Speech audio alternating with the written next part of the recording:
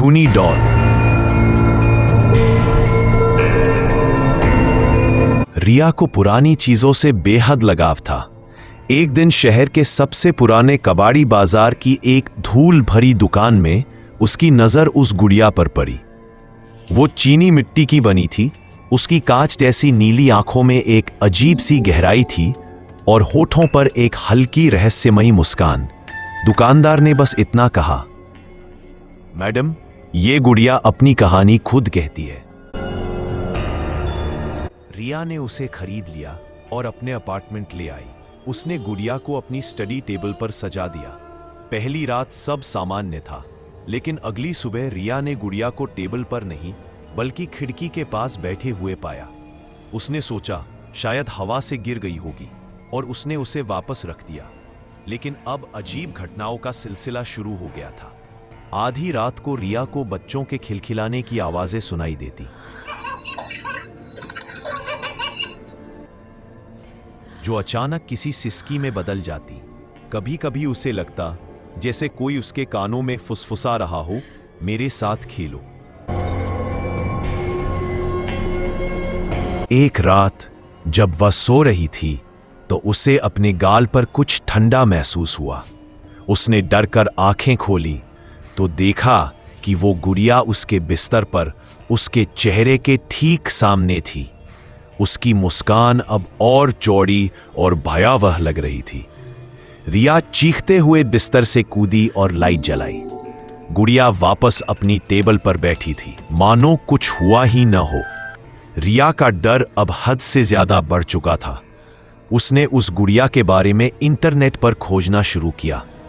घंटों की खोज के बाद उसे एक पुराने अखबार की कटिंग मिली। खबर 50 साल पुरानी थी। एक 8 साल की बच्ची लिली की उसके ही घर में बेरहमी से हत्या कर दी गई थी। हत्यारा कभी नहीं पकड़ा गया। खबर के साथ लिली की एक तस्वीर थी और उसके हाथ में वही गुड़िया थी। रिया की रीढ़ में एक ठंडी लहर दौड़ गई।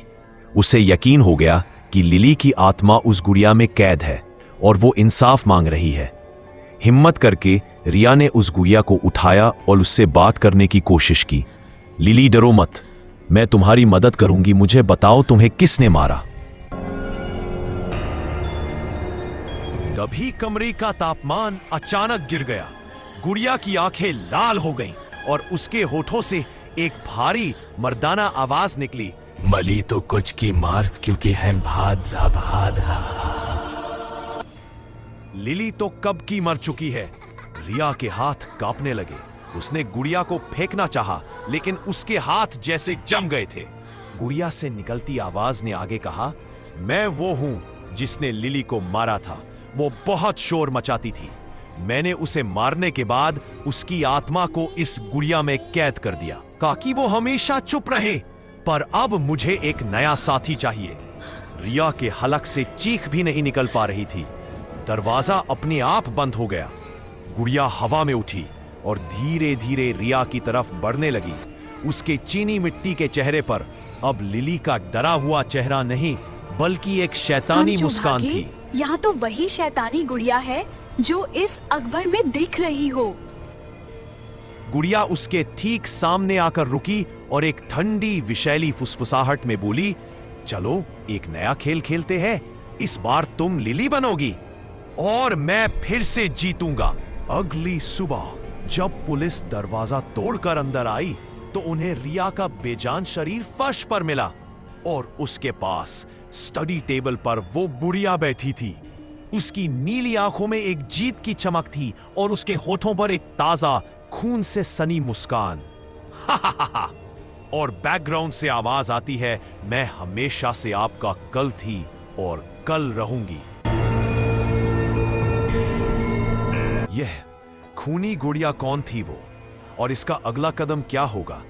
इस गुड़िया के बारे में आगे भी जानने के लिए इस वीडियो को लाइक करें, सब्सक्राइब करें कि जैसे ही इसकी अगली स्टोरी आती है तो आपसे बिल्कुल भी मिस ना हो। और वीडियो में बने रहने के लिए आपका धन्यवाद।